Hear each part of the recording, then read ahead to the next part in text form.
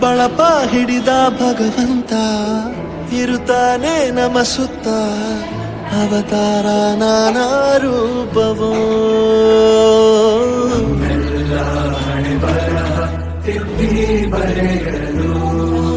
ಕತ್ತಲೆಯಿಂದ ಬಂತ ನಮ್ಮ ಕೈಯ ಹಿಡಿಯುತ್ತ ಕರೆದೊಯ್ದ ಬೆಳಕು ತೋರಲು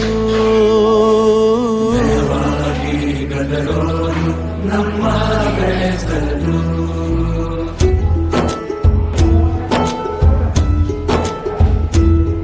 ಭಾಷೆ ಅಮೃತ ಕುಡಿಸೋ ತಾಯಾಗಿ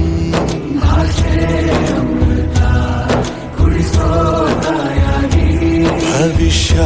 ಬರೆವಂತ ತಂದೆನೂ ಆಗಿ